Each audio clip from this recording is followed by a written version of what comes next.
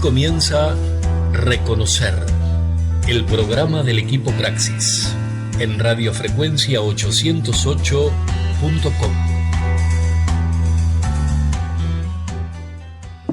Bueno, así comienza Reconocer Radio y comienza tarde.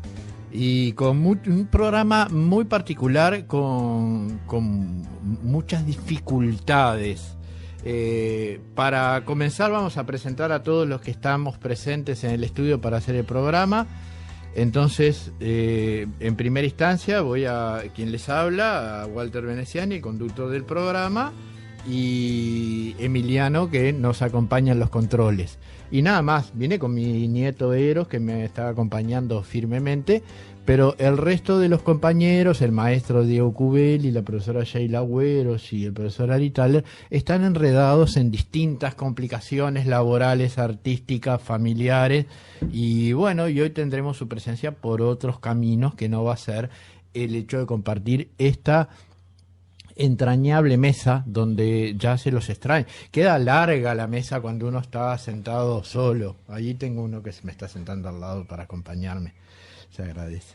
Pero bueno, de todas maneras tenemos algo de material para compartir. Hemos llegado tarde porque a todo esto se ha sumado el hecho de que tratamos de llegar más rápido por otra vía, por la interbalnearia, inclusive pagando peaje, y terminó siendo el invento que mata al inventor, porque nos encontramos con un accidente ahí en el puente del arroyo de Tropa Vieja, como ¿cuántos eran, Eros? Como 2 camionetas y 4 autos. Sí, todos uno atrás del otro, chocando en trencito. Y bueno, ¿y eso cuánto tiempo nos demoró?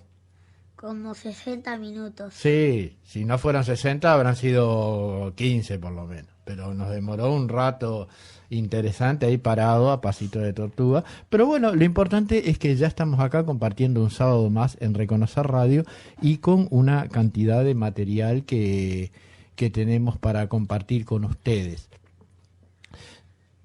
Teníamos una primera nota que preparó para compartir con nosotros el profesor Ari Thaler y que estaba vinculado con un ciclo que él quiere armar de orquestas uruguayas vinculadas al tango. Entonces vamos a comenzar este nuevo ciclo, esta nueva columna que va a compartir con nosotros el profesor Ari Thaler con su trabajo sobre Donato Raziati. Donato Raziati nació en Gilmi, Italia, el 18 de octubre de 1918 y muere en Montevideo el 27 de mayo del año 2000. Fue un bandoneonista, director de orquesta y compositor uruguayo de origen italiano.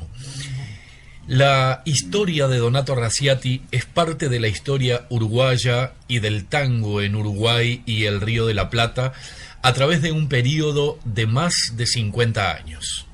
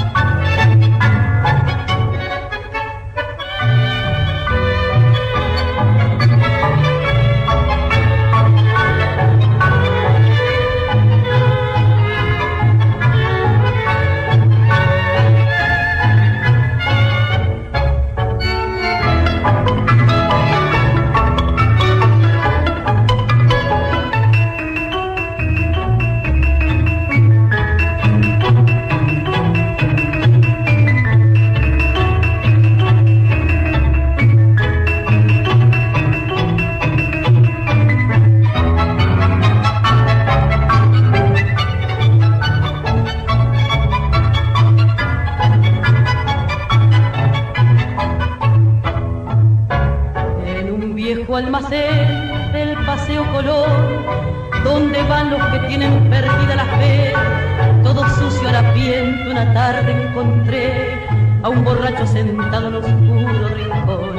Al mirarlo sentí una profunda emoción, porque en su alma un dolor secreto adiviné, y sentí sentándome cerca a su lado le hablé, y él entonces me hizo esta fiel confesión. Ponga amigo atención.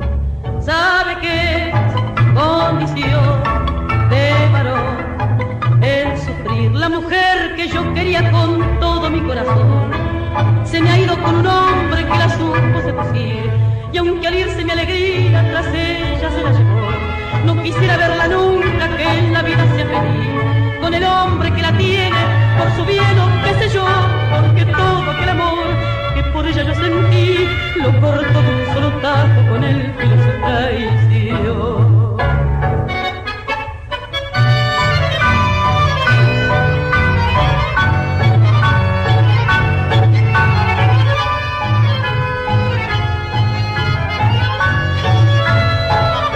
Si acaso algún día quisiera volver a mi lado otra vez, yo la he de perdonar. Si por celos un hombre otro puede matar, se perdona cuando habla muy fuerte el querer a cualquiera mujer. La orquesta de Donato Raciati expresaba un tango clásico, sencillo, muy rítmico, de básico valor musical, pero tremendamente popular. Tenía un aire adarienzo y sus discos eran muy vendidos. Nació en Gilmi, Italia, y su inicio profesional se produce como bandoneonista de radio en el año 1938.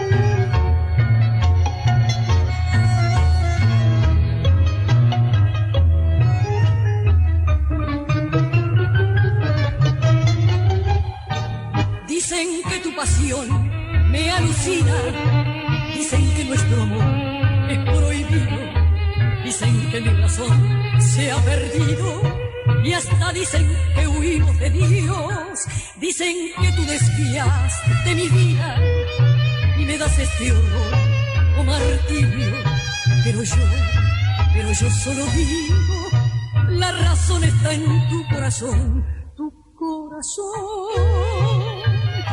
Es el incendio donde yo quemé mi vida y mi ilusión, pues se le llama en mi fragor. Corazón, tu corazón, que puede más que yo, que puede más que Dios, que vence a mi razón, que va donde tú vas, ¿por qué voy a negar si todo está en tu corazón?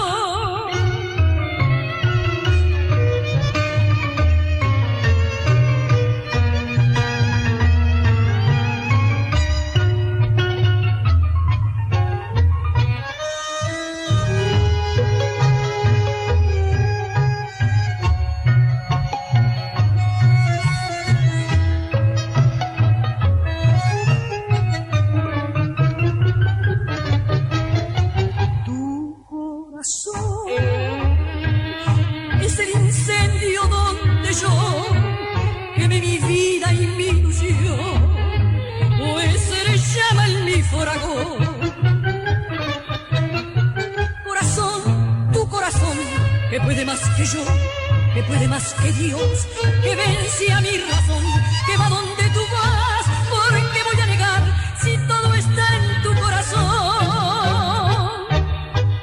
En el año 1940 se incorpora a la orquesta Lawrence Casella y en 1945 es invitado a dirigir la formación que acompañaba al cantor Luis Alberto Fleitas, con el que llega al disco en 9 oportunidades. Con esta última experiencia ganó en confianza y en 1948 forma su propia orquesta. Y un dato interesante es que uno de sus bandoneonistas era el joven Raúl Jaurena, actual director del New York Tango Trio, instalado desde hace muchos años en esa ciudad.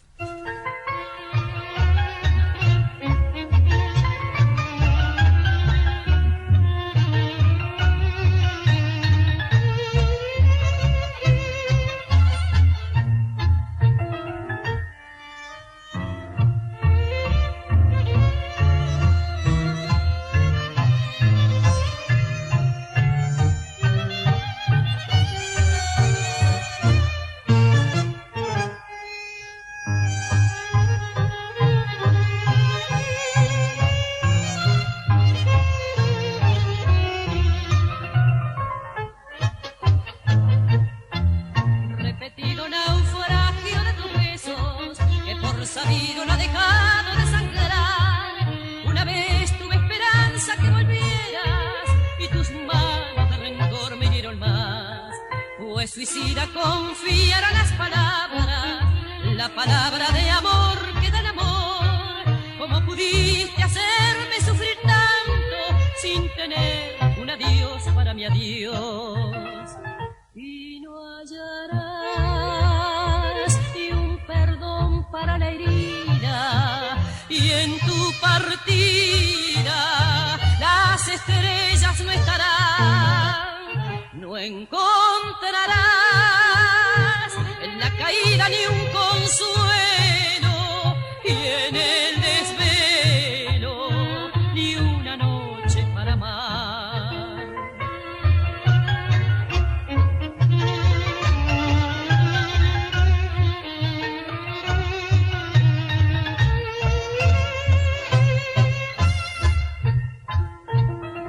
Y no hallarás ni un perdón para la herida, y en tu partida las estrellas no estarán. No encontrarás en la caída ni un consuelo, y en el desvelo ni una noche para amar. El debut de la orquesta de Donato Raciati se produce en el Hotel Nogaró de Punta del Este, este aristocrático balneario a 100 kilómetros de Montevideo. También integra el elenco artístico de Radio Universal, pero al poco tiempo pasa a Radio Sarandí, una de las más importantes emisoras de aquel entonces. Sus actuaciones logran un gran suceso y es contratado por el sello Sondor, donde registra 2 composiciones en esa oportunidad.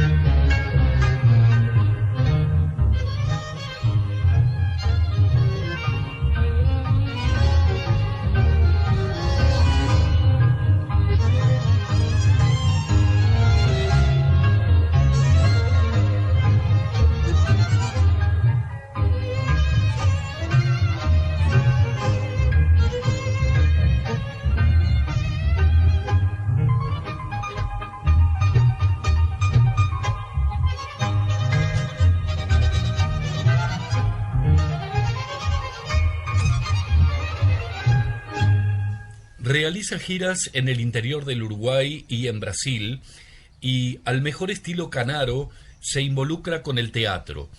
Se asocia con los autores Mario Rivero y Eduardo Casanovas para producir varias comedias musicales en los escenarios de Montevideo. Realizó varias temporadas en los teatros Artigas, 18 de Julio, Palacio Peñarol y un éxito imponente en el Estadio Centenario con la comedia Barrio, Luna y Tamboril. La etapa más brillante de su orquesta fue entre los años 1953 y 1960, en la que se destacaban sus voces femeninas, primero Nina Miranda y luego Olga del Grossi, quien actuó con él durante 7 años. Ambas cruzaron luego a la Argentina para continuar su trayectoria artística.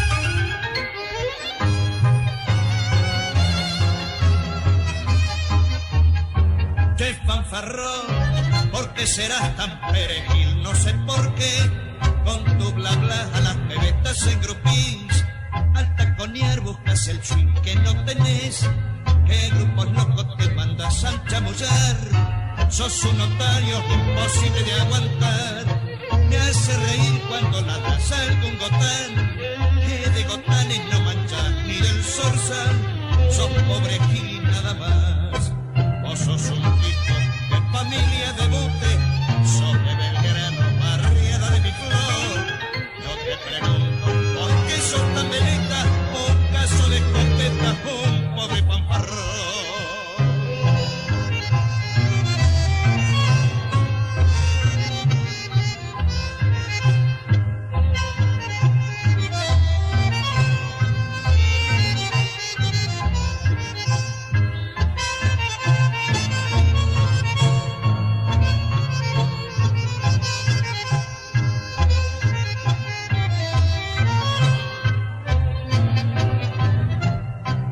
Sos un tipo de familia de bute, sos de Belgrano, barriada de mi flor. Yo te pregunto, ¿por qué sos tan veleta? Un caso de copeta, un pobre fanfarrón. La lista de cantores que pasaron por su orquesta es muy grande. Podemos citar, entre otros, además de las mencionadas Nina Miranda y Olga del Grossi, a Enrique Liste, Alfredo Cabral, Víctor Ruiz, Marisa Cortés, Alfredo Rivera, Carlos Torres, Miguel Ángel Maidana, Elsa del Campo, Marco Giral, Félix Romero, Rita Marín, Marlene Otero, Elsa Morán y los argentinos Luis Correa, Juan Carlos Godoy, Alfredo Dalton, Néstor Real y para el final de este recuerdo una de las más grandes voces de la banda oriental, el gran Carlos Roldán, luego de su paso por las grandes orquestas de Osvaldo Fresedo, Francisco Canaro y Francisco Rotundo.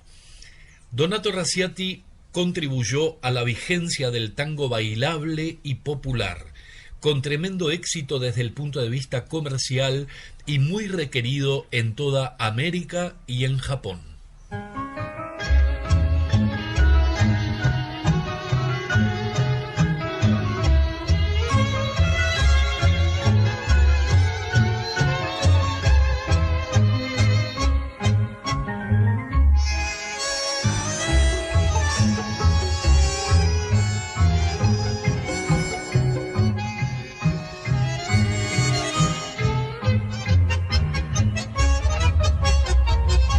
Siento que me llamas con tu amor lejano, siento que me quieres y te quiero más. Mira si te espero que aún guardo en mi pecho todo aquel cariño que te quise dar, porque sé que un día llegará el momento pleno de alegría, de felicidad. Con palabras dulces correré a tu encuentro y podré decirte que te quiero más.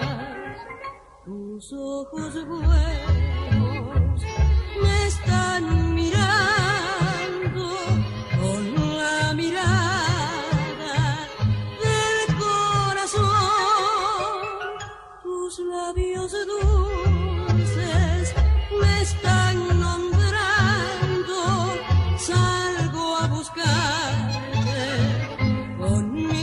canción.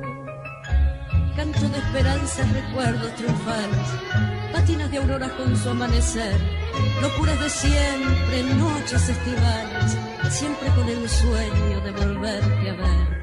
Aunque entre nosotros nunca habrá distancias, por nuestros amores nadie sufrirá. Tú con tu destino, yo con mi nostalgia, esa es nuestra vida. Y te quiero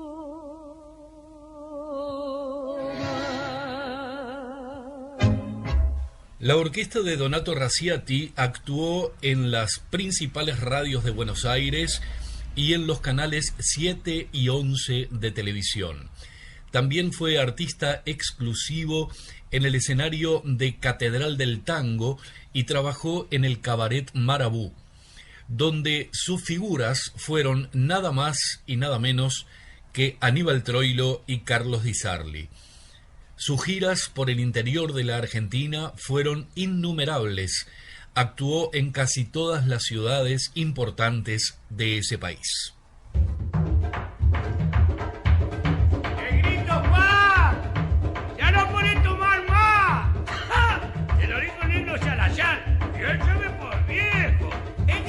Dígalo.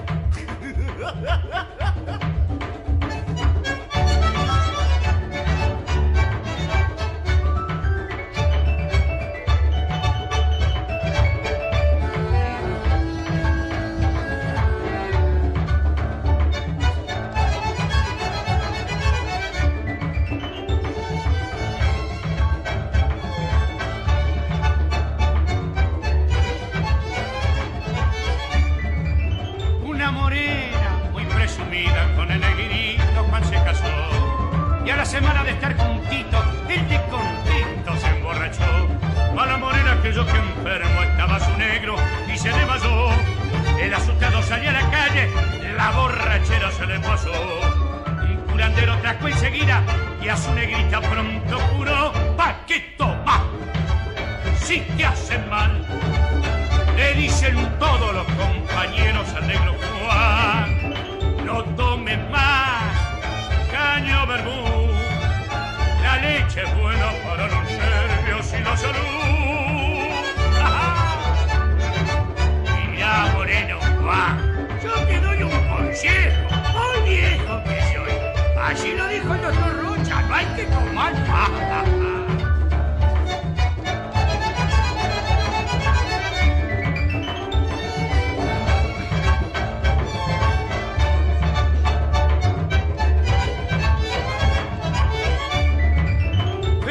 Tarde, el pobre negro de su trabajo enfermo llegó. Vino muy triste, muy abatido, se fue a su pieza y se acostó.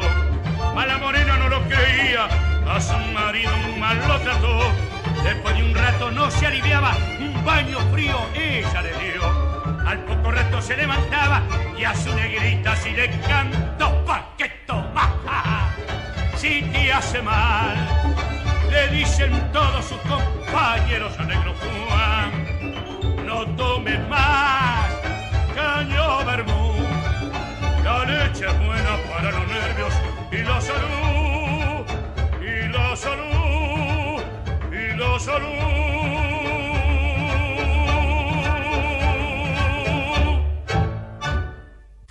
En su labor como compositor fue coherente con su idea musical. Fue un compositor de obras sencillas, de melodías pegadizas, muy bien receptuadas por un público masivo que bailaba tarareando las letras. La mayoría de esas letras eran intrascendentes desde el punto de vista poético, con excepción de las elaboradas por ese buen poeta uruguayo que fue Federico Silva. Baste recordar sus tangos Vencida, Morocho y Cantor, Sin Estrellas y el gran suceso que significó Hasta Siempre Amor, grabado por el maestro Carlos Di Sarli con la voz de Horacio Casares, por Juan D'Arienzo con Jorge Valdés y por Elsa Rivas con el acompañamiento de la orquesta de Juan José Paz, entre los registros más conocidos.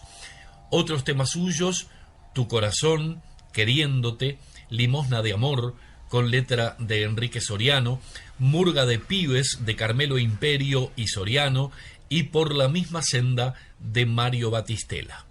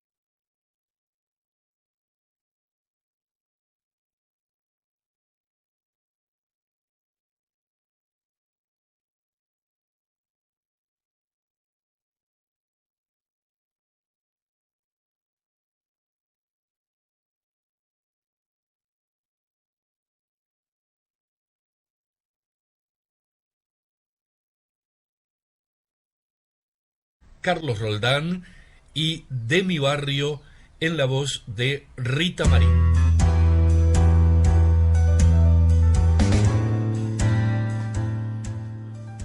Bueno, impecable esta columna sobre el maestro Donato Raciati. Vendrán otras columnas con otros importantes músicos, compositores y directores fundamentalmente de orquesta de nuestro medio, haciendo ese reconocimiento que tan necesario resulta en este género tan particular, con tantos cambios a lo largo del tiempo.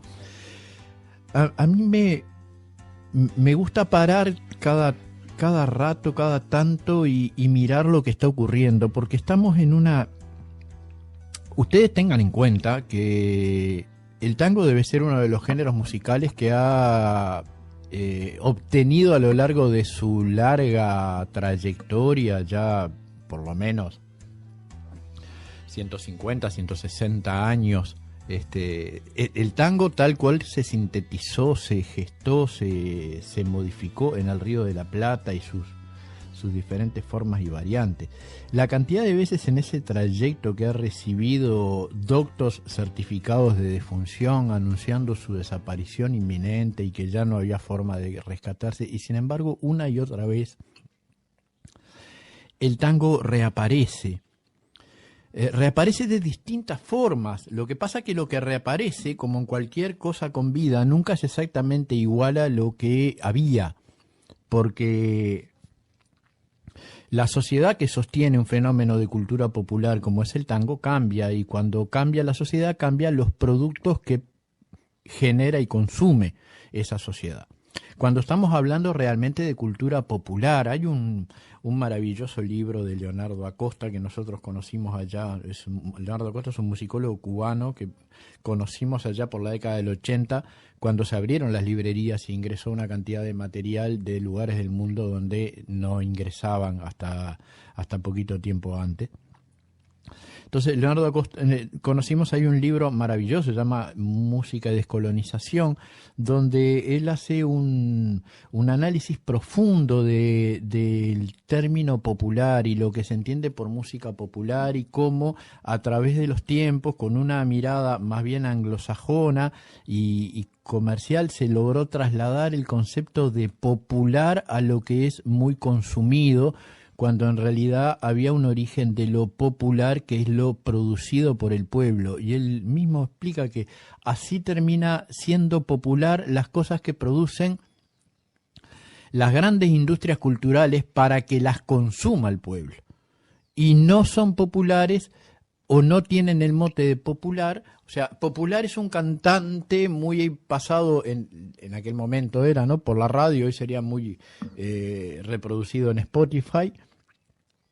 Que de repente fue armado por un productor que le gustó la pinta o la manera como entonaba, le consiguió 4 músicos, lo armó, lo colocó, y en un momento determinado tiene una cantidad enorme de seguidores, o en otra época vendía muchísimos discos, y ese es un cantor popular, un cantante popular. Y de repente uno que canta en los boliches de su barrio, de su ciudad, de su entorno, en las fiestas, en una cantidad de lugares, no es popular porque no mucha gente lo sigue. Bueno, ese es un concepto equivocado, erróneo, es ponerse las medias por encima de los zapatos.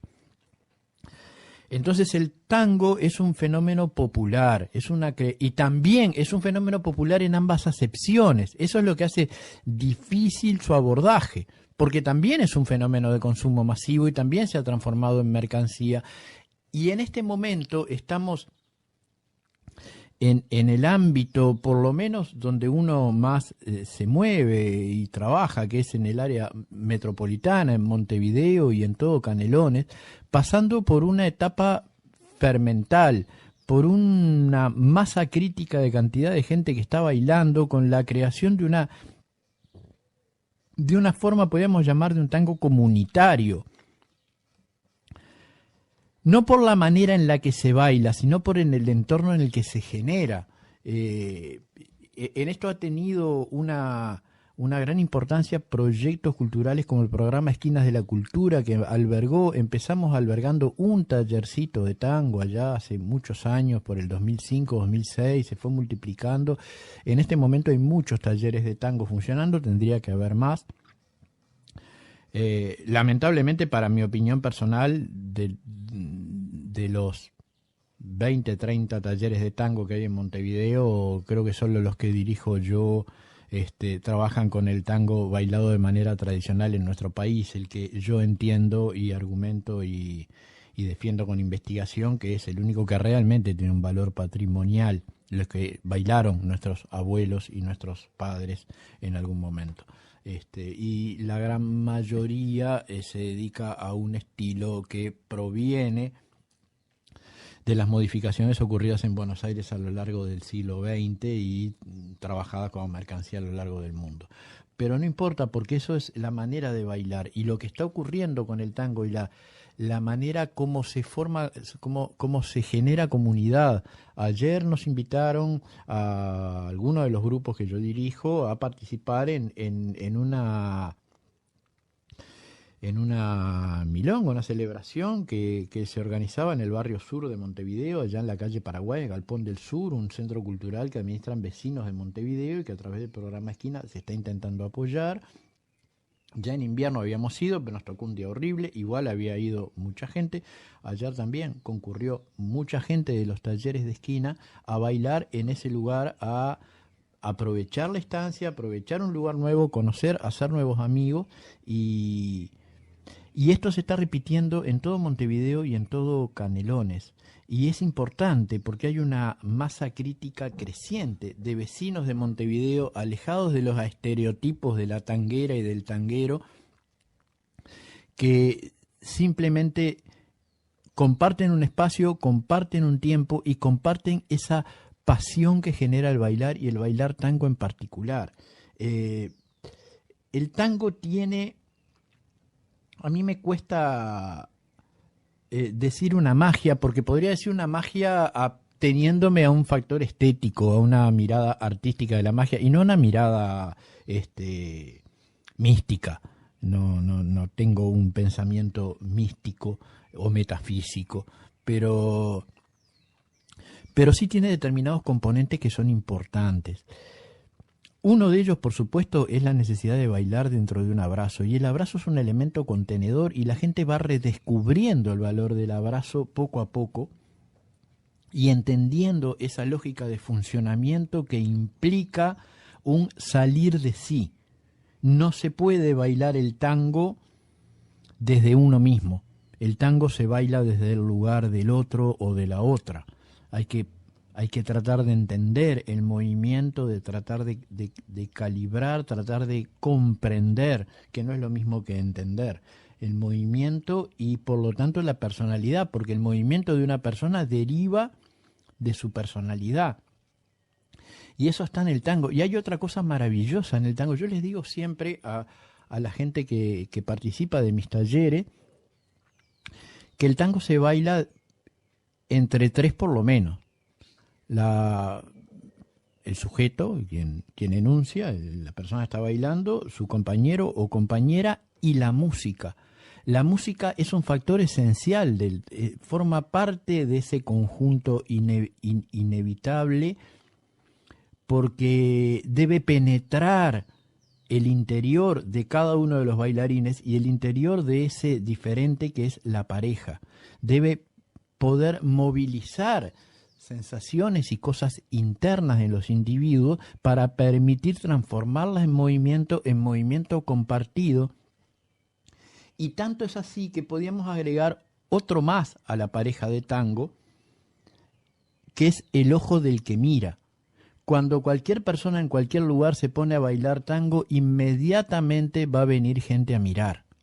Es inevitable. Capaz que si baila otra cosa no, pero te pones en una esquina o en cualquier lugar o en una fiesta de casamiento, ponen un tango y salen algunas parejas de jóvenes o de veteranos a bailar tango. Estamos hablando no de parejas de profesionales contratadas para dar un espectáculo. Ese es otro asunto. No está ni bien ni mal, me parece fantástico, pero no es de lo que estoy hablando. Estoy hablando de un tío, una tía o un muchacho que son bailarines de tango y que en un casamiento les ponen un tango y salen a bailar 2, 3, 4 parejas. La gente que hasta hace poco estaba haciendo farándula con la corbata en la cabeza va a parar, se va a poner en rueda alrededor y va a mirar bailar y va a comentar lo que está viendo. Porque también hay un placer compartido en el que mira. Ayer en la milonga en la que estábamos, una señora de 92 años, Marisa, que la conocí ese día, que se había venido desde Palermo, había logrado que la trajeran, hasta hace pocos años era mamá vieja en la comparsa La Melaza, ahora ya no podía moverse, pero sigue participando de todas las cosas. Venía no conocía a nadie más, se enteró por intermedio de una amiga que había esta actividad, la amiga no vino y ella sí vino, entonces se encontró con toda una cantidad de gente que provenía de los talleres y que inmediatamente la sentaron en la mesa a compartir con ella, y ella venía porque le encantaba el ambiente, le encantaba conocer gente y le encantaba mirar bailar a los demás, mirar bailar el tango. Entonces, esto está ocurriendo. Tanto es así que, por ejemplo, yo tengo por costumbre no generar muestras montadas y preparadas con los participantes de los talleres, ahora cuando llega fin de año. Simplemente vamos al lugar que vamos, donde nos invitan o donde hay una celebración, se pone una música y la gente de los talleres espontáneamente sale a bailar entre ellos, a intercambiar pareja, porque siempre los varones somos menos. Y el espectáculo no es lo maravilloso que bailan, sino el espectáculo son un conjunto importante de vecinos de todas las edades con la ropa que tienen, no con zapatos de taco de mar. El que tiene un zapato de taco de marca y se la quiere poner, macanudo, fabuloso. La que no tiene va de chatitas y tanto le da, o con los pantalones vaqueros o con la ropa que tenga y tanto le da, y la van a pasar espectacularmente bien. Y ese es el espectáculo. Ese es el espectáculo. Vecinos igual que todos los demás que pueden, a través del arte y la cultura, pasar momentos sensacionales. Inmediatamente después de una presentación así, se incorpora cantidad de gente en los talleres, porque la gente mira bailar a gente como ellos mismos, sencillos, comunes, corrientes, bailando un poquito mejor, unos un poco más, unos un poco menos, pero sin nada realmente espectacular, sino el placer de bailar y de ir con la música, y dicen, pucha, yo podía estar ahí bailando, solamente tendría que ir 1 o 2 veces por semana a los talleres, que muchas veces son gratis, en otros lados hay talleres pagos, que también son muy buenos y que son ámbitos de trabajo para los compañeros. Pero esto está ocurriendo.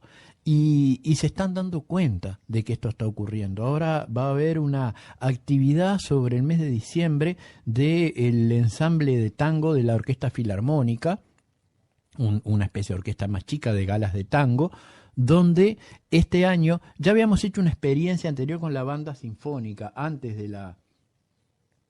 de la pandemia.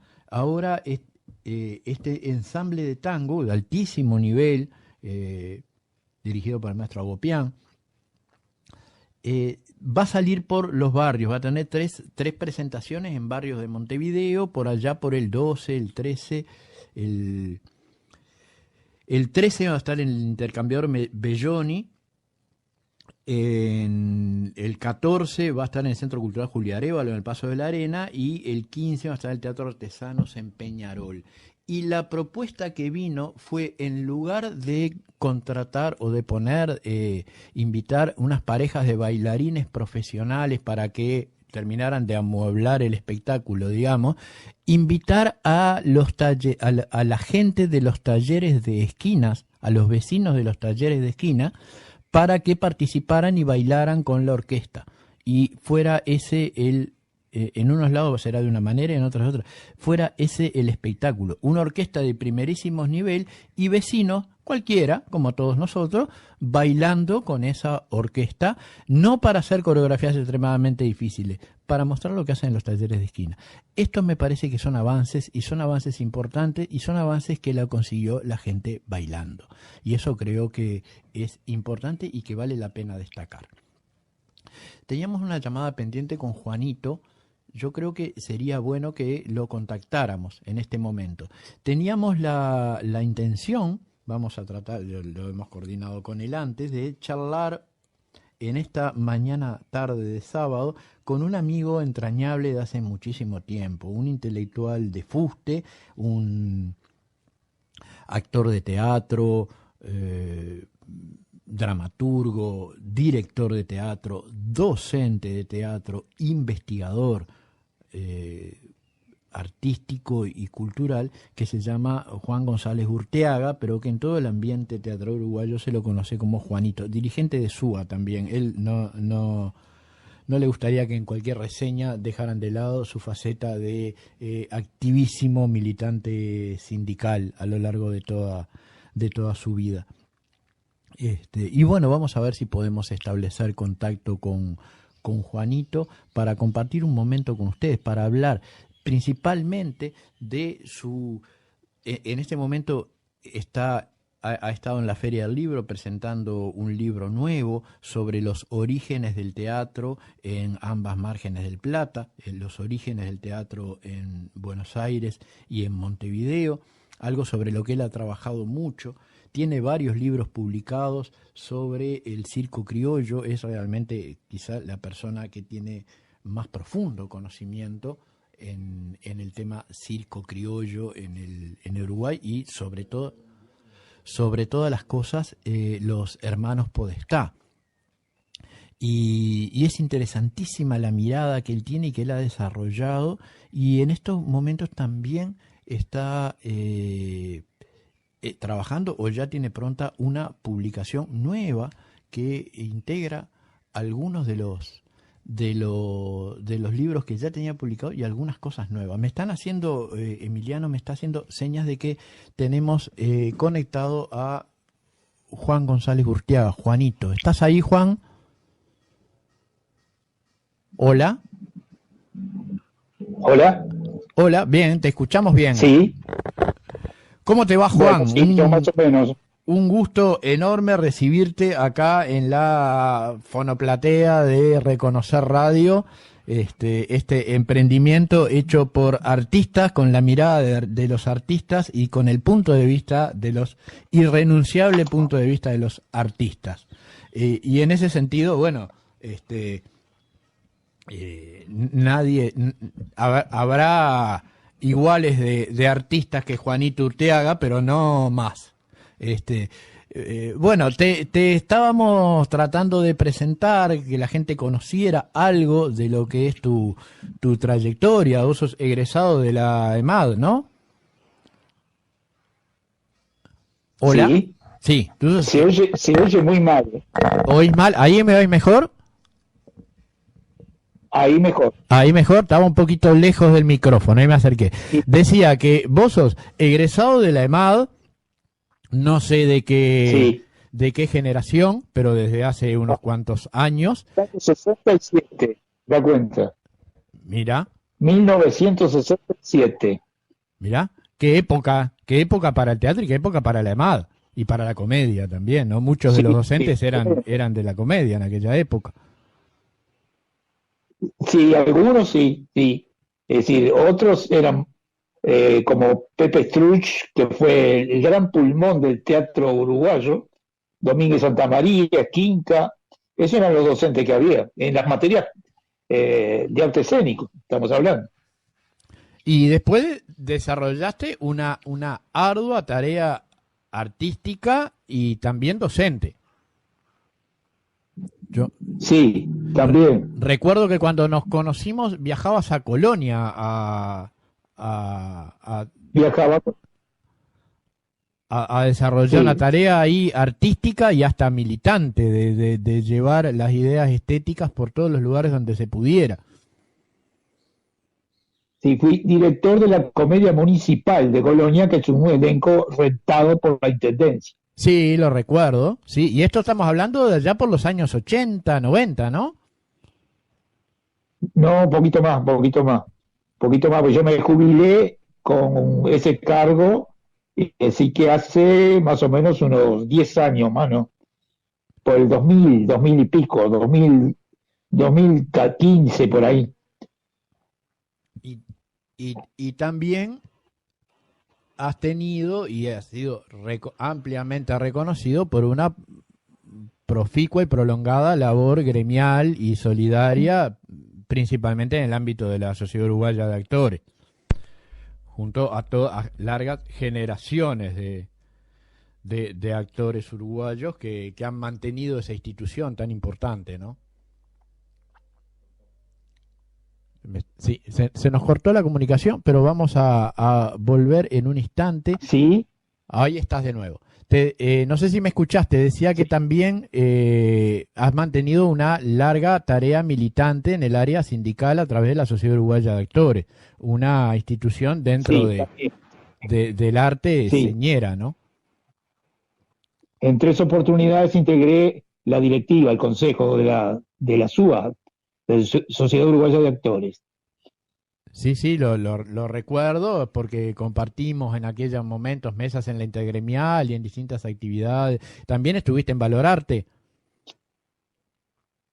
También en Valorarte, que es sí. la Cuando cooperativa comienzo que Valorarte, nos dimos los artistas, principalmente los bailarines y los actores, para poder hacer uso de los beneficios de la Ley de Seguridad Social del Artista, que casualmente la semana pasada habíamos estado hablando con Diego Cubelli de la importancia de esa ley y de la voluntad de los escritores y de los artistas plásticos de integrarse en esa columna, ¿no? En esa ley. Pero no, nos convoca en este caso tu actividad como investigador y como escritor y divulgador de la historiografía del teatro, son diferentes facetas. La semana pasada estabas presentando un libro en la Feria del Libro, creo que es sobre la historia del teatro en Buenos Aires y Montevideo. sí. Este trabajo último es como hablar de la prehistoria del teatro en el Río de la Plata, ¿Cómo es tanto eso? Argentina como Uruguay, es decir, no sé, Montevideo, mejor dicho. Prehistoria porque siempre manifesté que el comienzo era a través del circo criollo. Esto es anterior todavía, es de la época de la colonia, ¿entendés? ¿Estamos hablando de la Casa de Comedias? Estamos hablando de la Casa de Comedia, pero antes de la Casa de Comedia existió en Buenos Aires, porque esto es Buenos Aires, Montevideo, existió el Teatro de la Ranchería, es decir, que fue antes de la Casa de Comedia de acá de Montevideo. Hablar de figuras importantes como Trinidad Guevara, Petronila Serrano, Juan Aurelio Casacuberta, Ambrosio Morante, Fernando Quijano, sin centralizar este trabajo solamente en estas tremendas figuras del movimiento teatral del siglo XIX, de ambas orillas. O sea, la vinculación de dos países similares, diríamos, y la existencia de una región que de alguna forma excede la frontera geopolítica. Sí, a mí me resulta fascinante este planteo tuyo, esta prehistoria antes de la Casa de Comedia. Yo tenía como esa idea de que la Casa de Comedia, que ya estamos bastante atrás, porque según Lauro Ayestarán, la fundación de la Casa de Comedia es por allá por finales del 18, 1790 y pico, que se consiguen unos pesos y un particular genera ahí dentro de... El Teatro de la Ranchería fue anterior. La Casa de Comedia es de 1793. Claro. Mientras que el Teatro de la Ranchería es anterior, es de 1778. Es decir, pero tuvo un percance, se incendió el Teatro de la Ranchería en Buenos Aires y por 12 años no hubo absolutamente nada. Por lo tanto, los actores de Buenos Aires que trabajaban en el Teatro de la Ranchería se trasladaron a Montevideo para trabajar en la Casa de Comedia que se inauguraba. Un poco eso. Y el problema que hubo, que nos encontramos, el problema que nos encontramos fue las tremendas dificultades para poder justificar la nacionalidad de esta figura que nombrábamos. Es decir, orientales o argentinas, argentinas u orientales. Es que no había una real diferencia. O sea, los orientales en aquel momento eran parte del virreinato del Río de la Plata. Claro, pero algunos dicen, nació en Buenos Aires, pero era oriental. ¿Entendés? Es decir, o decían, o al revés, era oriental, pero había nacido en la Argentina. Es decir, cosas de ese tipo, hay muchas. Por eso estos personajes los puse siempre con signos de interrogación, porque no se sabe específicamente, sin tener documentos que estén demostrándolo, de qué origen eran, si de un lado o del otro, de aquella orilla o de esta. Un poco eso. Salvo el caso de Trinidad Guevara, porque Trinidad Guevara sí se sabe que nació acá en la banda oriental y que hay documentación probatoria, que la pongo en el libro en este trabajo. Es decir, la fe de bautismo, que se llamaba así, o se llama así, o partida de bautismo de Trinidad Guevara, dice que nació en Villa Soriano, departamento de Soriano, que era el pueblo más antiguo, que es el pueblo más antiguo de Uruguay, que el año que viene cumple 400 años, es decir, 100 años antes que Montevideo, que va a cumplir 300. Es decir, hay documentación que prueba eso. De los otros personajes no hay documentación. Se dice que nació de tal lado, nació del otro, por testigos o por crónicas de época, pero no con documentación probatoria. Pero yo creo, somos a mí me parece muy interesante este abordaje de las dos orillas como un conjunto, porque realmente creo que los procesos durante muchísimo tiempo son incomprensibles si uno no aborda el área cultural, área cultural, social y política, Claro, en su sí. conjunto. O sea, una visión teleológica de las nacionalidades que ocurrieron casi 200 años después de lo que vos estás narrando, es hacer misticismo, ¿no? O sea, no, en el momento en que estaban Sí. ocurriendo esas cosas nadie pensaba así. Digo, No. Eso es un tema de ahora, es decir, la tremenda controversia que siempre ha existido y existe de si nacieron allá o nacieron acá, cosa que no es importante. Por eso yo puse evolución del teatro en el Río de la Plata, es decir, abarcando ambas orillas. ¿Mm? Y la importancia además de otras cosas que manifiesto acá, que hace más de 200 años, 250 por lo menos, el respeto que había por la profesión, no solo de la parte actoral, sino también de los rubros técnicos, que trabajaban con un sueldo y alguna vez en forma de cooperativa, pero por contrato. Es decir, es tomarse un poco del pasado y irse al futuro para pensar un poco en este tipo de temas, ¿no? ese teatro de la ranchería, que realmente estoy aprendiendo acá contigo porque ya te digo, no lo tenía en mi agenda, y menos en 1750 y pico, creo que dijiste, y con actores que eran argentinos, digamos, o sea, actores locales, porque también tenemos que después Sí. en Casa de Comedia van a transitar muchas compañías extranjeras que van a traer sus propios repertorios. Española sobre todo. ¿Eh? Española sobre todo. Claro, pero me decís que había una compañía, ese teatro era particular. Ese teatro se decía primero que era la ranchería porque estaba en un lugar de ranchos. ¿Ah? Entonces llegó un momento de que al teatro de la ranchería hay un tema que es importante destacarlo. Tanto el teatro de la ranchería como la Casa de Comedias acá en Montevideo era un lugar donde se discriminaba desde el punto de vista social, sexual y racial. Es decir, estaba totalmente separado, no existía una integración del pueblo, del público que asistía a ver esos espectáculos. Eso se fue, por eso fue importante el advenimiento del circo criollo, porque ahí se juntó, ahí dejó de ser discriminativo para poder ser algo totalmente popular y que aunaba al pueblo socialmente. ¿Mm? Pero la gente Eso es popular importante accedía destacar. a la Casa de Comedia y probablemente accedía a lugares peores, a espacios separados y de peor calidad, pero sí accedía la gente a la actividad en la casa, la gente vinculada a las ciudades, ¿no? Obviamente que la que vivía en el interior profundo, no. No, estamos hablando nada más que Buenos Aires y Montevideo. Es decir, Claro. el interior profundo ya es otro tema que no está claro, porque está centralizado este tipo de tarea y el tipo de teatro está centralizado en las dos capitales. ¿Y qué Pero lo repertorio importante de tenía esta?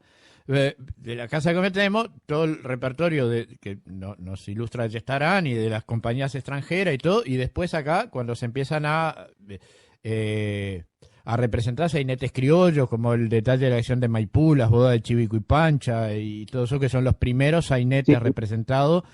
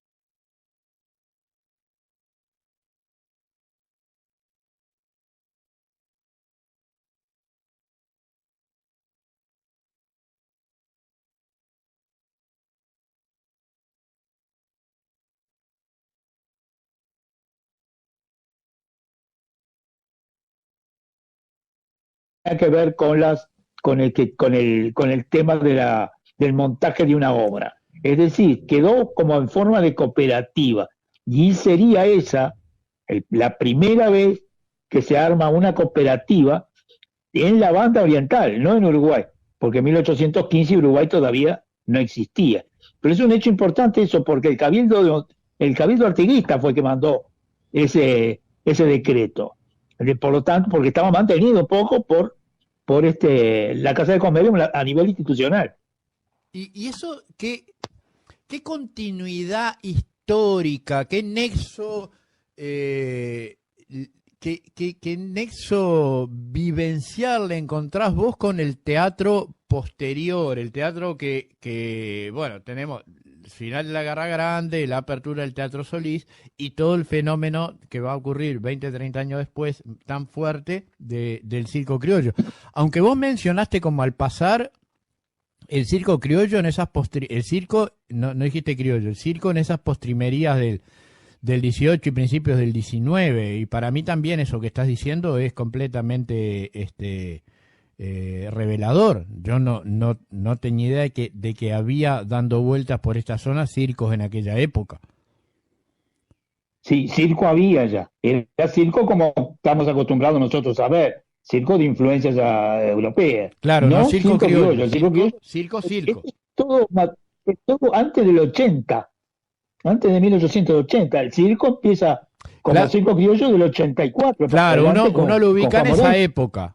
Después de la Guerra Grande, además, ¿no? O sea, después de la Revolución de las Lanzas, de toda esa etapa de la modernización, y ahí como ese nuevo empuje popular y esa cadena de distribución de cultura que fue el circo.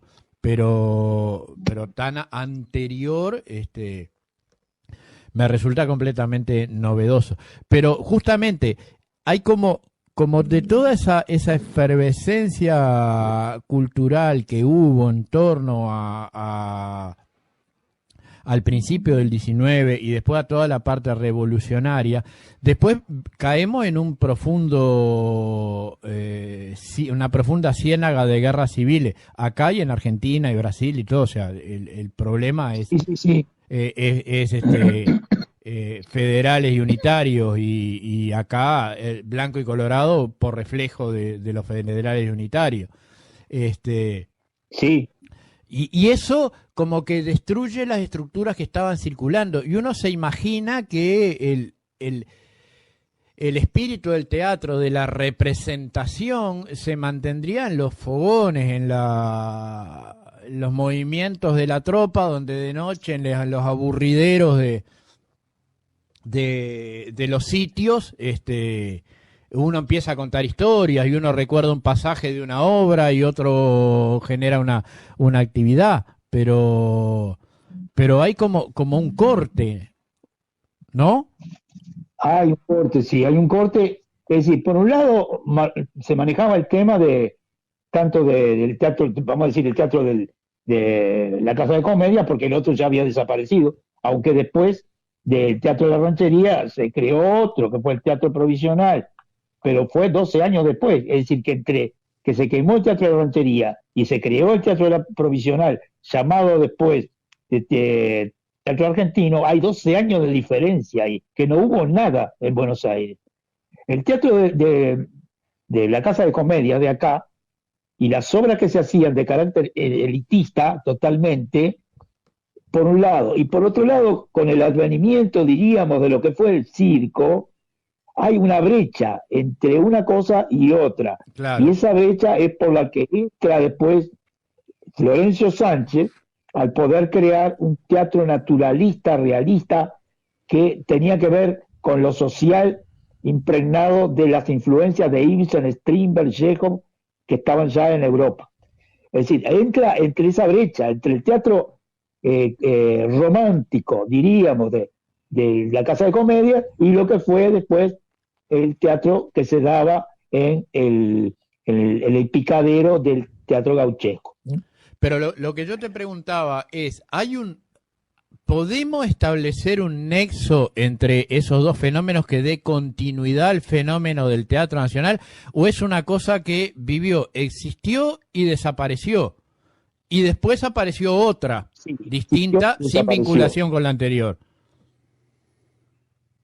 Es decir, no hay vinculación con lo anterior. Eso era Es lo decir, que... una cosa nueva. El Ajá. teatro que se empezó a manifestar en el circo criollo es algo totalmente nuevo y revolucionario. Que porque no es un tiene teatro antecedente integrado en totalmente. estas otras prehistorias que vos estabas llamando. ¿Cómo? Que no se genera de antecedentes de esas prehistorias de las que vos estabas hablando. O sea, es un fenómeno No, para nuevo, nada. Al diferente. contrario, totalmente lo contrario. Es lo contrario, justamente. Es justamente lo contrario, porque el teatro que estábamos hablando era un teatro que se discriminaba, y acá es al contrario. Acá estaba todo el mundo era igual. Podía asistir tanto indígenas como españoles, como nativos acá. Es decir, no había ningún problema.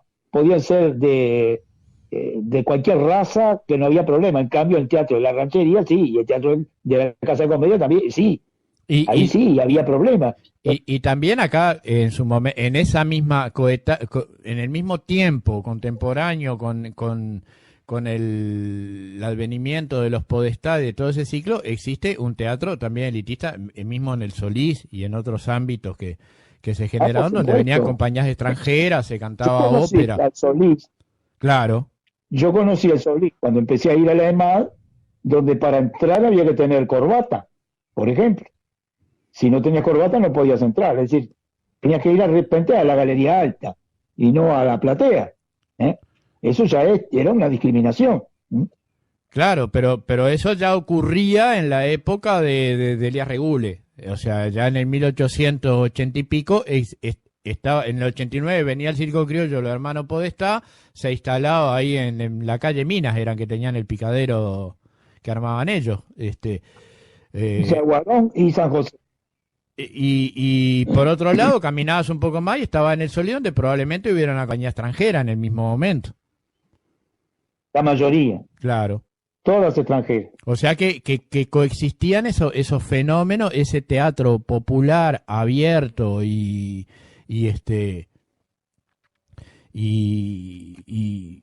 bueno, y creciente, porque ese fenómeno, inclusive es un fenómeno, y ahora lo que estoy hablando, lo que voy a comentar lo saco de tus propios libros, ¿no? Que es todo esos inicios a la gorra que hacían los hermanos Podestá ahí en las dunas cerca de la playa donde vivían, que iban y se ponían a hacer malabares y cosas y equilibrio y le pasaban Le la gorra a tiraban la gente. monedas, Eso y era le lo más tiraban popular. monedas, ¿Eh?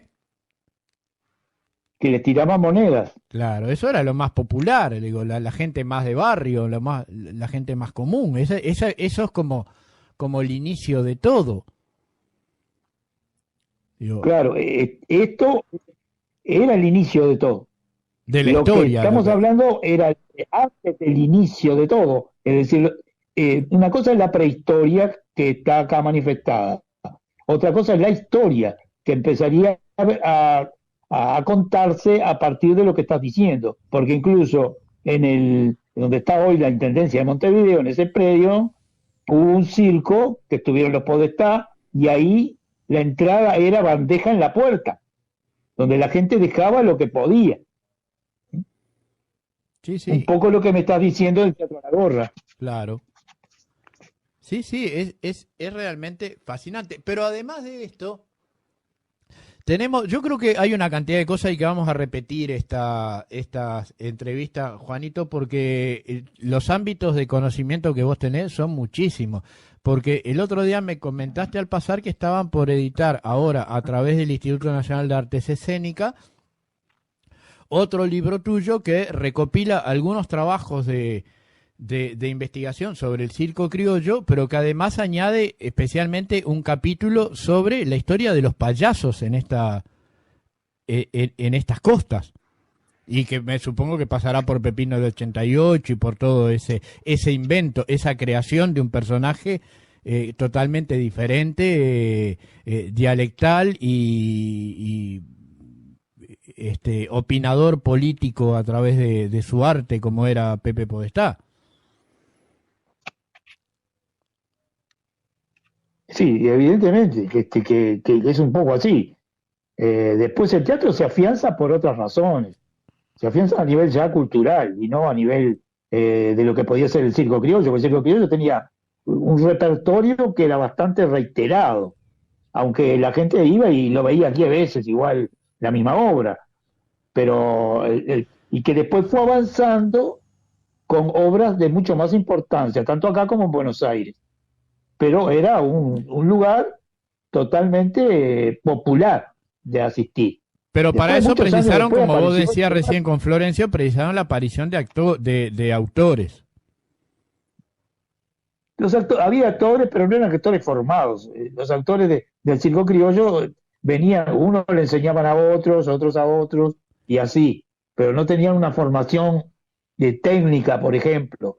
Es decir, empezaban haciendo trabajos circenses y después querían hacer o hacían trabajo como actores, pero nada más, es decir, no tenían una formación.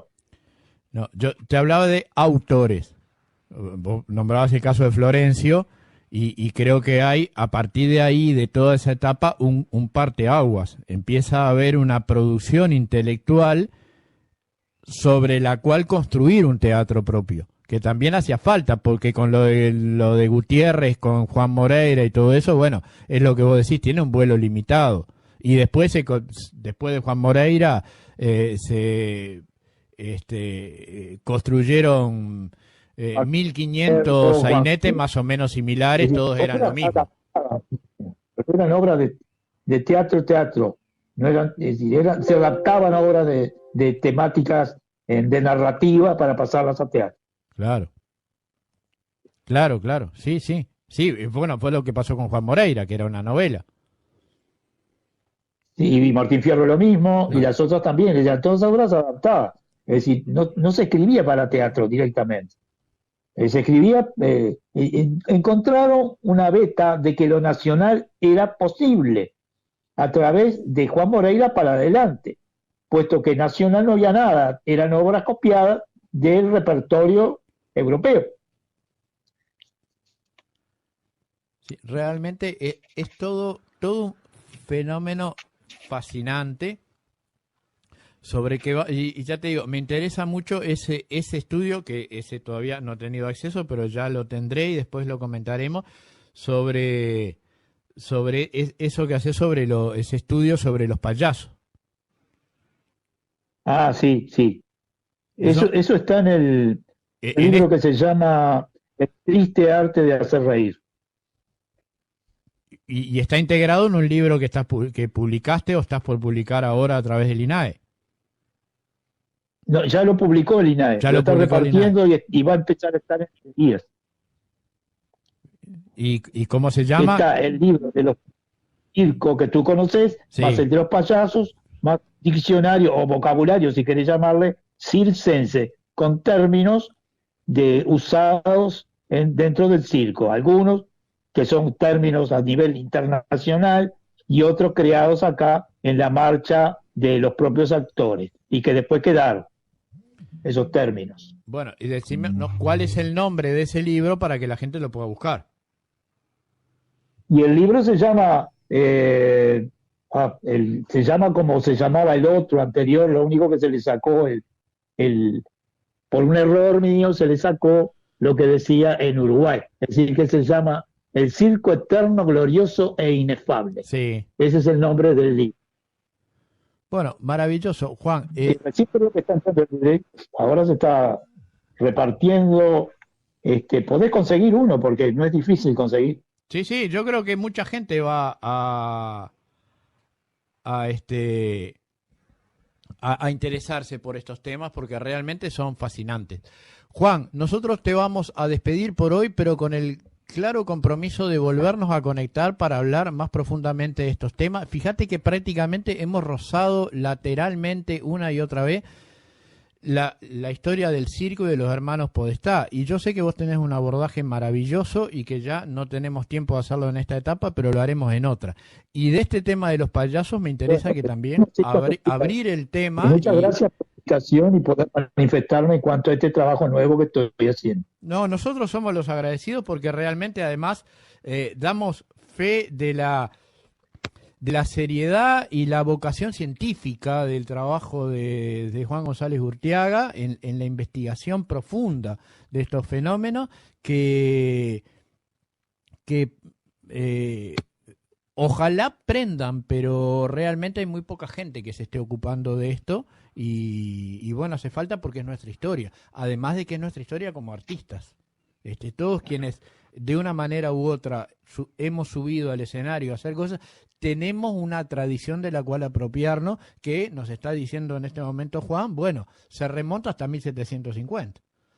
Nos acaba de regalar 100 años de antecedentes o 80 años de antecedentes más para agregar a nuestra historia. Así que los agradecidos somos nosotros. Juan, un placer tenerte acá. Bueno, dejamos abierto la posibilidad para todos los escucha que quieran comentar algo. Tenemos el 097-915-077 y despedimos por ahora, en un profundo por ahora, a Juan González Urteaga con este tema que realmente aprendimos muchísimo de esta reunión contigo, Juan. Nos vemos. Quería agregar que este trabajo fue auspiciado por Cofonte, que es el Fondo para Teatro, que también se logró a través de el trabajo gremial de SUA hace muchísimos años, ¿no? Es el Fondo, sí, es el Fondo Nacional de Teatro. Y mucho se ha hecho gracias a ese Fondo Nacional de Teatro, que fue uno de los primeros fondos que hubieron en Uruguay para el apoyo a las iniciativas independientes. Haría falta que se promulgue la ley que fue votada por unanimidad sobre el Teatro Nacional en el periodo pasado y que todavía no se promulgó. Haría falta eso para complementar, porque sería muy importante y que se necesitó en esta época que se vivió de pandemia, donde se redujo el público y se redujo las posibilidades de trabajar en los escenarios. Bueno, quebraremos lanzas también para que esa ley de teatro se apruebe de una vez por todas. Muchas gracias, Juan, nos estamos viendo en breve y seguiremos hablando de estos temas que realmente nos interesan y sabemos que a nuestra audiencia también le interesan mucho. Bueno, gracias a ustedes por la invitación. Un abrazo.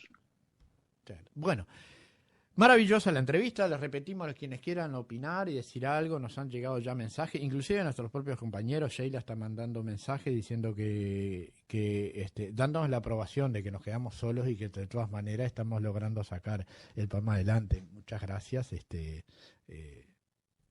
Estamos acá pasando mucho nervio. Y vamos a seguir, sí, adelante con el programa porque tenemos más elementos. Hay una columna que en algún momento realizó Diego Cubelli y que la gente pidió varias veces que querían escucharla nuevamente. Y es una columna que tiene que ver con el trabajo de una inmensa artista nacional uruguaya, la entrañable Lágrima Ríos. Y bueno, vamos a dar paso entonces a esa columna de Diego Cubelli.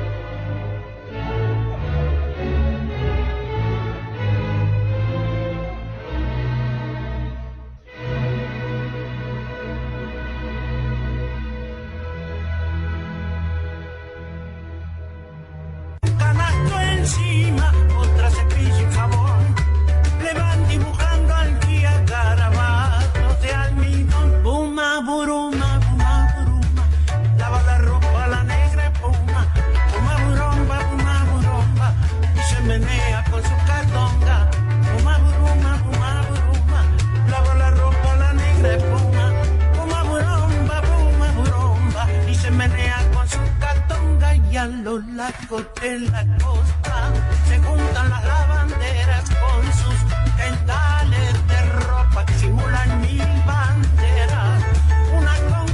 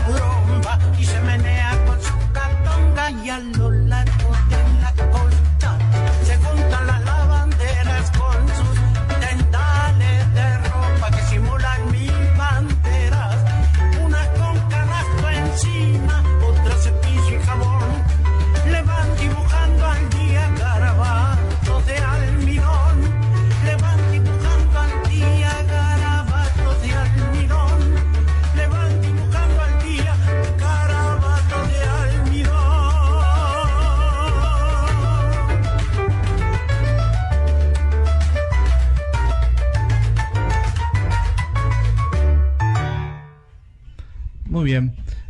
Bueno, escuchábamos el candombe Buma Buruma de Carlos Páez Vilaró, una de los últimos trabajos discográficos de Lágrima Ríos, que es quien cantaba. La idea de hoy, de este segmento, justamente es recordar, no por ninguna fecha en particular, sino porque teníamos ganas de recordar a Lágrima Ríos y sobre todo de escucharla. Lágrima Ríos, que en realidad su nombre era Lida Melba Benavides Tavares, nació el 26 de septiembre de 1924 en Durazno. La información que anda en la vuelta dice que al poco tiempo emigró junto a su madre a Montevideo, instalándose en uno de los tantos conventillos del barrio sur. Desde su niñez, la calle Durazno marcó su vida. Aprendió a cantar y bailar en el asilo maternal, que es el actual edificio del Ministerio de Salud Pública, a donde concurría mientras su madre Isabela trabajaba como empleada doméstica. Luego cursó estudios primarios en la antigua escuela número 27. Sus primeras incursiones artísticas comenzaron cantando folclore americano por monedas, según contó al diario Clarín de Buenos Aires, a mediados de los años 40. Mientras trabajaba de día en una fábrica de tejido, debutó en la noche montevideana como cantante de milongas y tangos bajo el nombre de Lida del Río. A mediados de la década del 50 del siglo XX, desde la fonoplatea de CX30, los escuchas montevideanos conocieron finalmente a Lágrima Ríos con el trío de Alberto Mastra, que además fue el que le había sugerido su seudónimo de Lágrima Ríos, que le había dado la otra posibilidad era armonía, entre armonía y lágrima. Lágrima eligió su nombre. Bueno, vamos a seguir escuchando justamente un Luna Morena, una versión muy particular que es prácticamente a capela de un espectáculo en vivo, que es de Alberto Mastra. Yo vengo de antepasados que del África han llegado a la América del Sur. Aquí fueron subastados al mejor postor y echados a un mundo de esclavitud. Un amo rico y compadre compró al padre de mi padre y en 100 pesos lo llevó. Le dio un carro y una esposa y un establo como choza donde mi madre nació. Morena, luna morena, candombe, candombe suena la lonja de mi tambor. Morena, luna morena, que ya no tiene cadenas la gente de mi color, que ya rompió sus cadenas la gente de mi color. Oh, oh, oh, oh.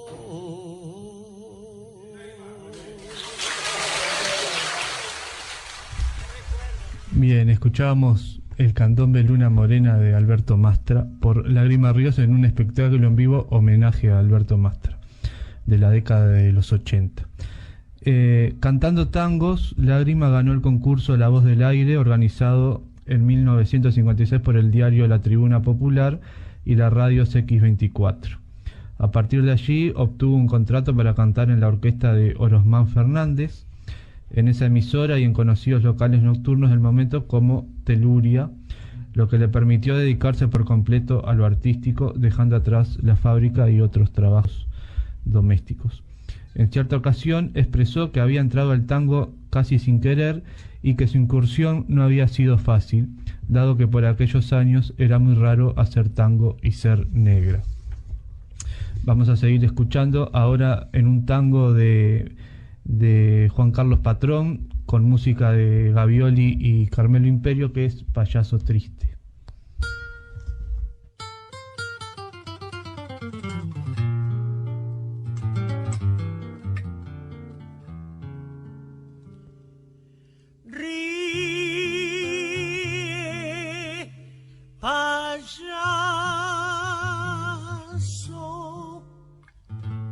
alivia tu dolor.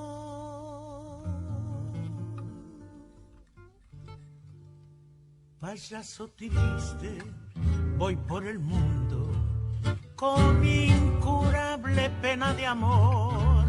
En cada aurora mi fe renace y muere en cada puesta de sol.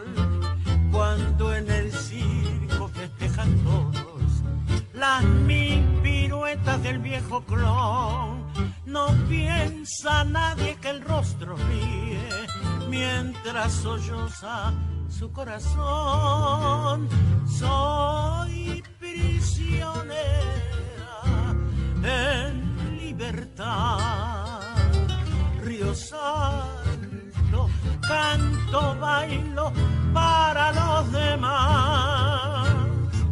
Esclava vivo es mi prisión, un recuerdo que lo engrilla a mi corazón. Payaso triste voy por el mundo, cambiando cielo sin descansar, buscando en vano la mano amiga donde mi alma pueda llegar. Cuando unos ríen, saltan y bailan, otros se quejan sin pan ni luz. Pienso que todos somos payasos bajo la carpa del cielo azul. Soy prisionera en libertad, río salto, canto, bailo para los demás. Esclava vivo es mi prisión, un recuerdo que lo engrilla a mi corazón. Ríe, payaso,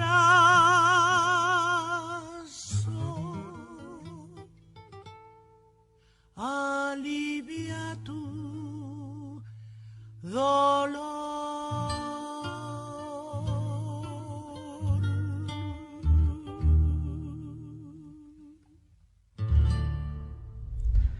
Bien, escuchábamos el tango Payaso Triste de Patrón Gavioli y Carmelo Imperio por Lágrima Ríos.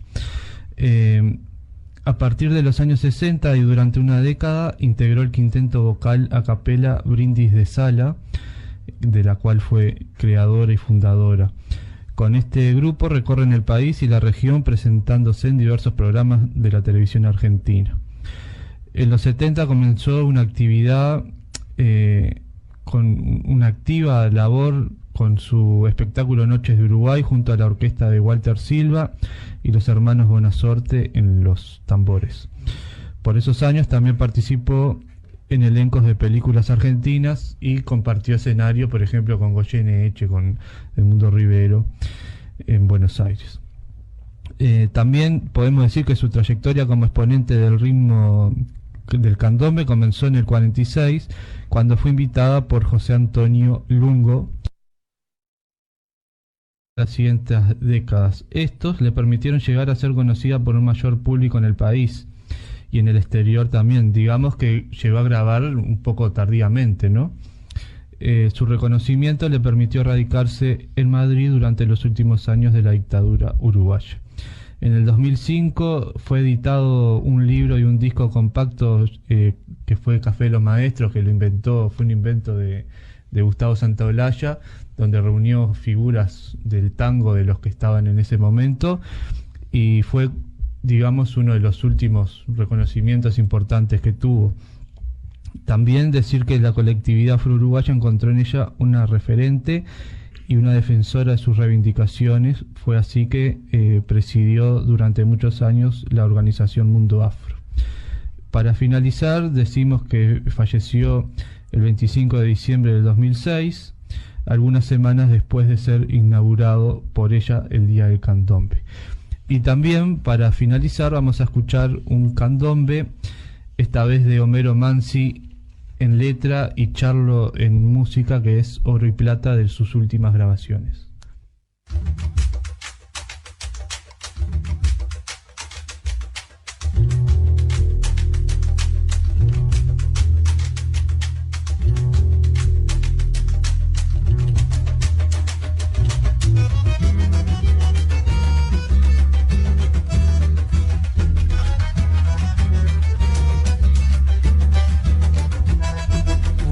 De agua marina y una charlina te regaló. Tu negro que era muy pobre no tuvo un cobre para el amor. Un fardo de ropa fina para tu ruina te convenció. Yo digo que una mulata por oro y plata se enamoró.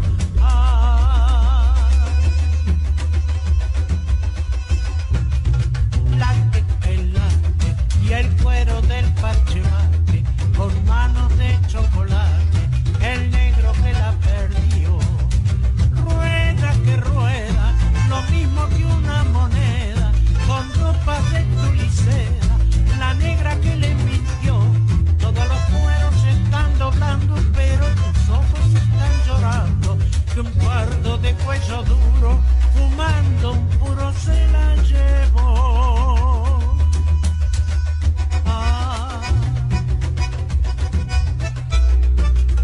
Siga que siga, no sufras ni la maldigas, que el cielo también castiga la culpa de la ambición. Manos en la tambora mientras tu pena llora que llora. Yo digo que es un tesoro de plata y oro tu corazón.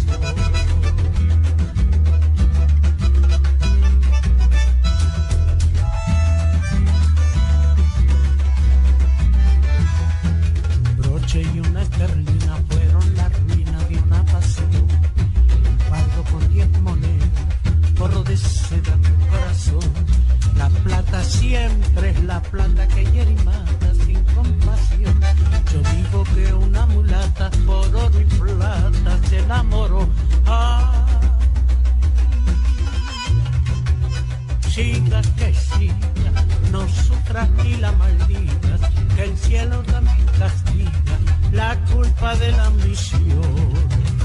Rueda que rueda, lo mismo que una moneda, con ropas de tulicera, la negra que le mintió.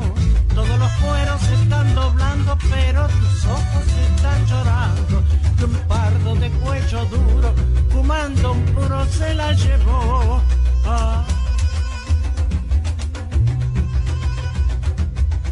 Siga que siga, no sufras ni la maldigas, que el cielo también castiga la culpa de la ambición. Las manos en la tambora mientras tu pena llora que llora. Yo digo que es un tesoro de plata y oro tu corazón. Las manos en la tambora mientras tu pena llora que llora. Yo digo que es un tesoro de plata y oro tu corazón. Las manos en la tambora, en la tambora. Las manos en la tambora, en la tambora, en la tambora.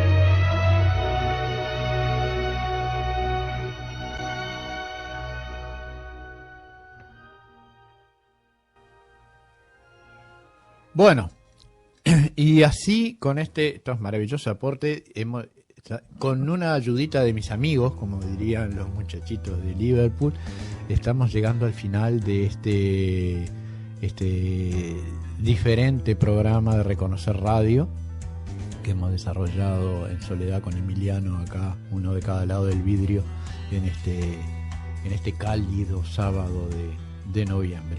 Nos veremos la semana que viene. Muchas gracias por acompañarnos, tal vez con una mesa más nutrida y con mayores aportes. Ha sido un gusto hacer este programa con ustedes y bueno, nos estamos viendo en la próxima jornada de Reconocer Radio, el programa del equipo Praxis. Así finaliza Reconocer, el programa del equipo Praxis. Nos reencontramos el próximo sábado de 12 a 14 horas en radiofrecuencia808.com.